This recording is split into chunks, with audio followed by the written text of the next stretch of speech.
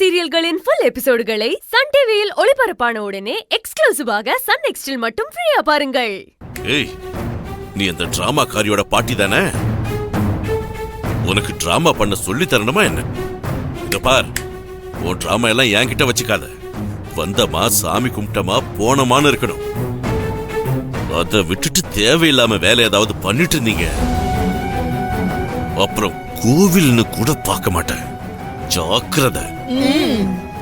என்ன சரி சொன்னோம். அது ஏன் இவர் மாறவே மாட்டாரா? பிறவி குணம் அது எப்படி மாறும்? அம்மா, அந்த கிழவி கூட கூட்டு சேர்ந்துகிட்டு ஏதாவது உங்க வேலையை காட்டணும்னு நினைச்சீங்க, நான் மனுஷனாவே இருக்க மாட்டேன் சொல்லிட்டேன். நீ என்னைக்கு மனுஷனா இருந்திருக்க? என்ன என்ன சொன்னீங்க? ஏய், நீ எப்பவும் மனுஷனாவே இருன்னு சொன்ன. அது அதேதான். இருங்க வர. மரகதா, என்ன ரஞ்சிதா, கரெக்டா நான் வரும்போதுதான் நீயும் வரணுமா? எப்பவும் இப்படிதான் பண்ற. கொஞ்சம் முன்னாடி வரக்கூடாது? எனக்கு என்ன தெரியும் நீ இந்த நேரத்துலதான் வருவேன்னு ஒரு போன் பண்ணி சொல்லிருக்க கூடாதா? அந்த ராட்சச பக்கத்துல இருக்கும்போது நான் போன் வேற பண்ணணுமா? ஐயோ ஐயோ. மரகதம், சரி விடு.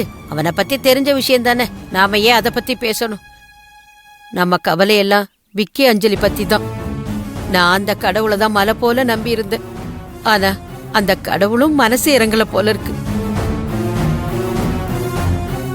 அந்த சின்ன ராட்சசிக்கும் விக்கி தம்பிக்கும் கல்யாணம் முடிவு பண்ணி பத்திரிக்கை அடிச்சு முதல் பத்திரிக்கைய சாமிக்கு வைக்கிற அளவுக்கு வந்துட்டாங்க.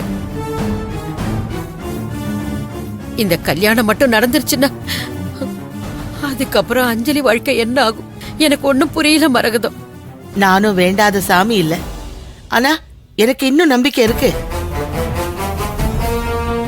நிச்சயமா அந்த ஆண்டவன் விக்கிய கைவிட்டுற மாட்டான்.